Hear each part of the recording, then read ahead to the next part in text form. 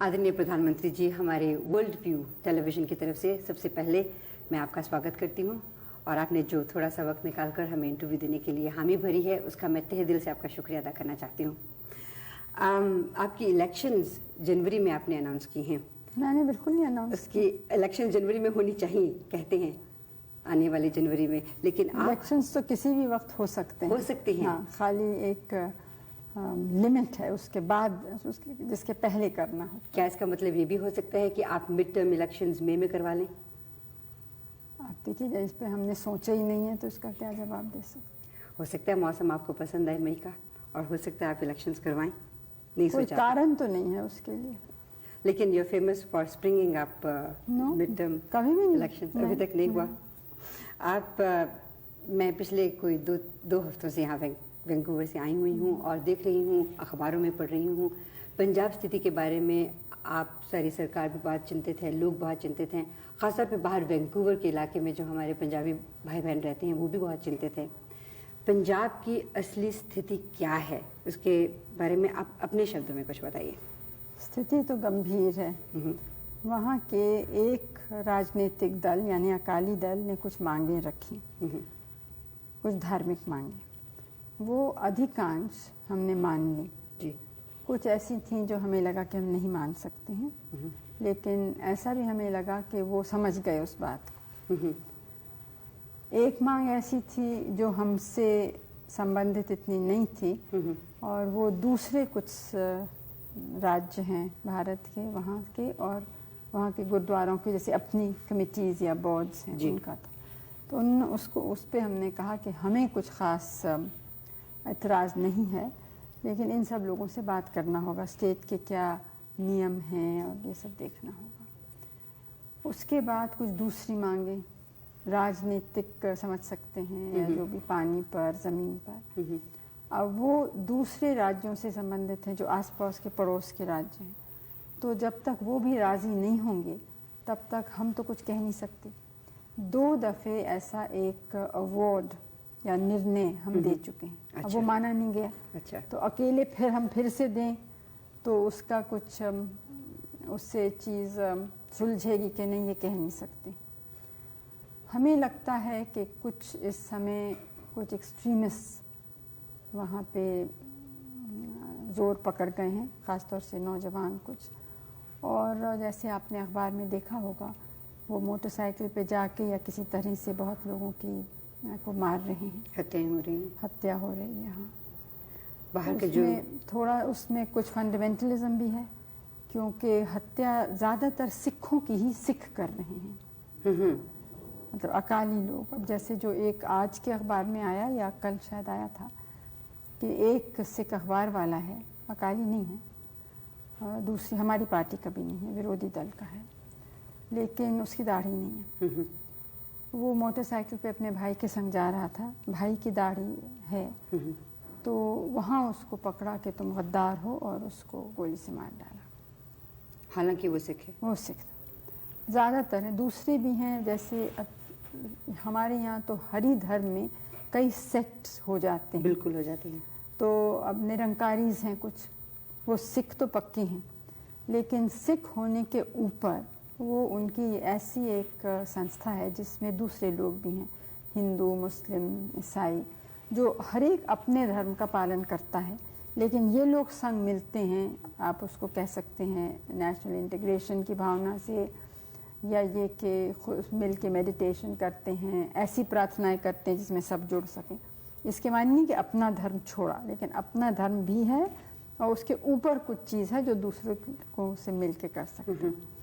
आपको ये भी मालूम है कि हमारे देश में कोई किसी भी धर्म का हो, वो दूसरों का आदर करता है। बिल्कुल करता है। जैसे गुरुद्वारों में बहुत से हिंदू जाते हैं,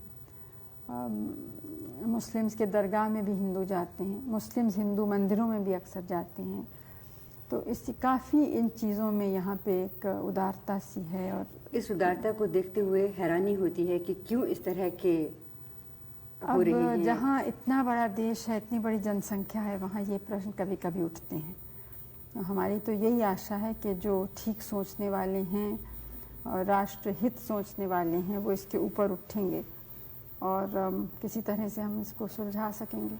बाहर रहने वाले जो भारतीय हैं, क्या आपके विचार में इसमें कुछ मदद कर सकते हैं? क्योंकि वो बहुत ज़्यादा एंक्शस हो जाते हैं, बहुत ज़्यादा अपसेट हो जाते हैं जब इस तरह की वो खबरें पढ़ते हैं, सुनते हैं, देखते हैं। उनका क्या योगदान हो सकता है? योगदान तो ये है कि तो अफवाहें नहीं मानी, क्योंकि वैंकूवर के बारे में मुझे नहीं मालूम, लेकिन लंदन से कुछ आए थे लोग, उनका इतनी गलत बातें फैलाई जा रही थी पंजाब के बारे में जी। और कि वो बहुत ही परेशान थे, लेकिन उन्होंने जब असलियत बताई और ये भी कहा कि आप में से आप अपने तरफ से किसी को भेज के देखिए, तो आए भी वो लोग कुछ, तो यहाँ उन्हें इत्मीनान हुआ और यहाँ से गए।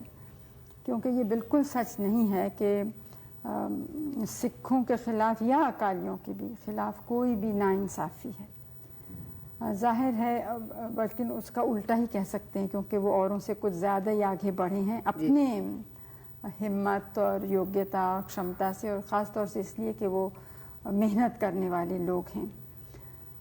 और आपने देखा है कि हमारे यहाँ ऊंचे ओहदे, छोटे ओहदे, हर जगह आप पाएंगे उन लोगों को, हर गांव में पाएंगे, हर प्रांत में पाएंगे। तो इसे ये बात कहनी बिल्कुल गलत है, लेकिन कुछ जो उनकी मांगे हैं, वो हमारा कहना ये है कि कोई भी मांग हो उस पर बातचीत हो, लेकिन मार काट या संविधान का अपमान करना या कोई ऐसी बात करना कि राष्ट्र के विरोध में होती है, वो ठीक नहीं है। लेकिन अगर इस तरह से बातचीत लंबी होती चली गई तो ये मारकाट तो होती जाएगी। जिन लोगों को मारा जा रहा है वो तो बिल्कुल इनोसेंट है ना, वो बिल्कुल निर्दोष हैं, लेकिन बात लंबी क्या होगी, हम तो कुछ हद तक ही कर सकते हैं। ठीक है। तो इसलिए सबको सोचना है कि कितना हो सकता है, कितना नहीं। दूसरे लोग मुझसे नाराज़ हैं कि इतना क्यों मान लिया। हरियाणा में भी कुछ हुआ ना, तो उसका एक रिएक्शन हुआ ना, जो पंजाब में पहले हुआ था, उसका रिएक्शन अब उसको बड़ी मुश्किल से थामा है। तो इससे ये भी देखना है कि एक मांगने से अगर और स्थिति बिगड़ती है तो किसी का लाभ नहीं होता है। आप जब दोबारा इलेक्शन के बाद आएंगे ऑफिस में, तो कौन से ऐसे कार्यक्रम हैं जिन पे आप ज़्यादा एम्फोसिस देंगी? अब देखिए, पहले तो जो चुनाव का क्या नतीजा होगा ये कोई पहले से कह नहीं सकता है। मान लीजिए आप आ जाती हैं। दूसरी बात यह है कि हमारी एक बहुत स्पष्ट और साफ नीति है, और वो नीति है कि अपने देश को हम मजबूत बनाएं। इसलिए नहीं कि किसी और को धमकी दें या किसी पर हम हावी होना चाहते हैं, दबाव डालना चाहते हैं, लेकिन इसलिए कि यहाँ की इतनी बड़ी समस्याएं हैं कि उनका समाधान करने के लिए हमें अपनी ताकत ही चाहिए। ये बहुत बड़ा देश है और इतने बड़ी जनसंख्या को कोई बाहर का मदद नहीं कर सकता। कितना भी धनी और बड़ा देश हो, वो हमें नहीं कर, हमें खुद ही अपने पैर पे खड़ा होना है। इसलिए हम ताकत चाहते हैं। अच्छा, अब ताकत कई तरह की, एक तो एक इसके माने सबको एक होना चाहिए, अनेक धर्म, अनेक भाषाएं, अनेक प्रांत, जातियाँ।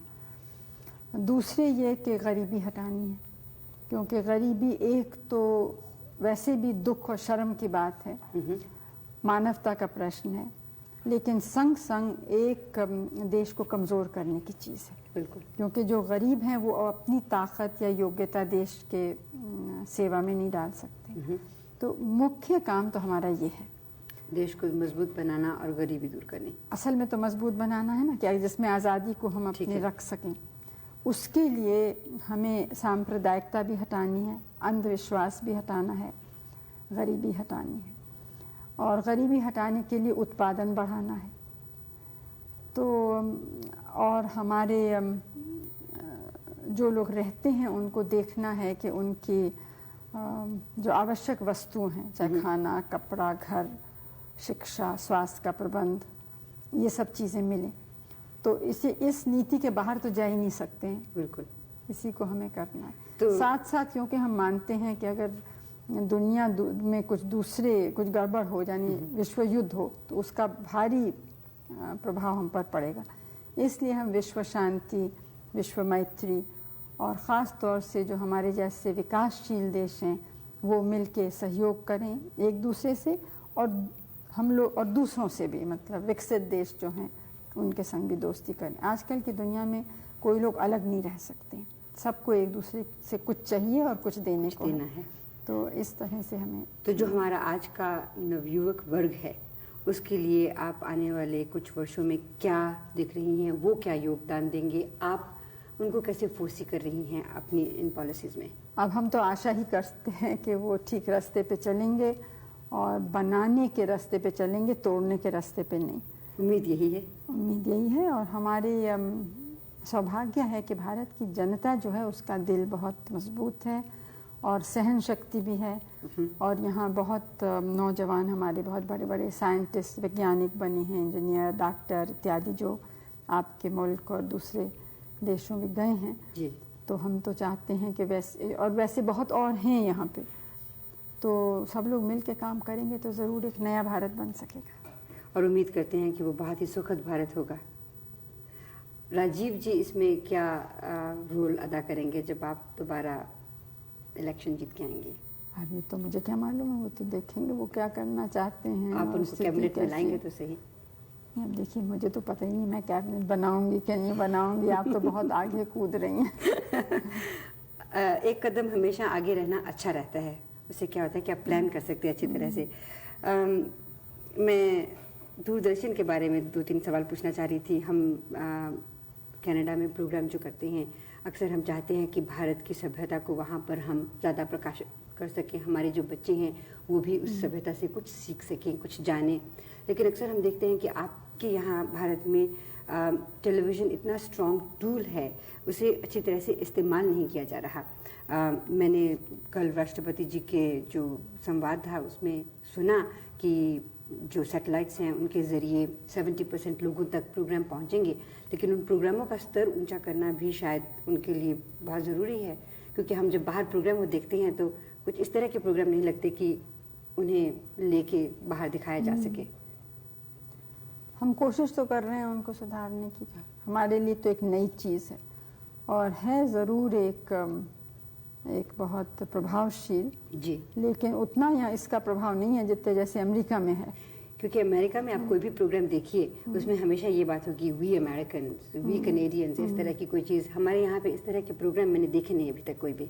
नहीं, ये सच है, लेकिन देखिए आप उन देशों में जो राष्ट्रीयता की, मैं ये नहीं कह रही हूँ कि यहाँ कम है, लेकिन ये क्या आश्चर्यजनक नहीं है कि इतने बरस हो गए लेकिन यहाँ के किसी फिल्म बनाने वाले ने ये सोचा भी नहीं कि हमारे राष्ट्रीय आंदोलन पर फिल्म बनाए या राष्ट्रीय नेता पे बनाए।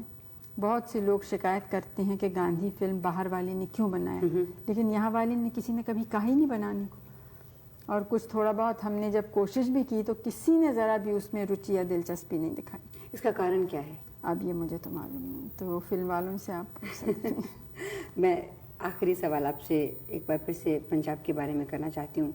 अक्सर हम अखबारों में पढ़ते हैं, ख़ासतौर पर जब हम बाहर के मुल्कों में रहते हैं, तो जैसा आपने पहले भी कहा, अफवाहें वहाँ पे बहुत ज़्यादा फैल जाती हैं और उनको अफवाहें ले लीजिए या सचमुच वो सही घटनाएं हैं कि इनमें बाहर के देशों का बहुत बड़ा हाथ है कि भारत की जो एकता है वो टूटे, पंजाब एक अलग प्रांत बने, ताकि जो बाहर के इंटरेस्टेड पार्टीज़ हैं वो आके भारत को तंग करें या उसकी प्रगति में रोड़ा अटकाएं। ये कहाँ तक सही है? नहीं, प्रगति में तो कोई रोड़ा शायद नहीं डालना चाहता है, लेकिन ये सच है कि कुछ ऐसे तबके बाहर हैं जो चाहते हैं कि भारत की जो स्वतंत्र नीति है ना उतनी स्वतंत्र न रहे। जो वो लोग चाहते हैं वैसा हम करें, उस रास्ते पे चलें। तो ऐसे लोग तो हमेशा कुछ दखल देते ही रहते हैं। अब पंजाब में कहाँ तक दखल है ये कहना मुश्किल है, लेकिन ये आपने भी देखा होगा कि ऐसे जो कुछ ऐसा मूवमेंट एक चला है, आंदोलन, उसके ज़्यादातर दफ्तर और ये सब चीज़ें सब बाहर हैं, बाहर के देशों में। शायद कनाडा में भी है, कुछ यूरोप के 2-3 देशों में है। प्रधानमंत्री जी, मैं आपका तहे दिल से शुक्रिया अदा करती हूँ कि आपने अपने बहुत ही बिजी वक्त में से हमारे कुछ चुपते हुए सवालों का भी जवाब दिया। वैंकूवर की सभी जनता की तरफ से, वर्ल्ड व्यू टेलीविज़न की तरफ से बहुत बहुत शुक्रिया। और मैं कामना करती हूँ कि ये जो आने वाला वर्ष है और बहुत से आने वाले वर्ष भारत के लिए बहुत सुखद वर्ष हों। और आपको मुबारकबाद भी देना चाहती हूँ क्योंकि आपको नोबेल प्राइज़ के लिए नॉमिनेट किया गया है। मेरे तरफ से वैंकूवर के रहने वाले हमारे सब मित्रों को मेरी शुभकामनाएं। शुक्रिया।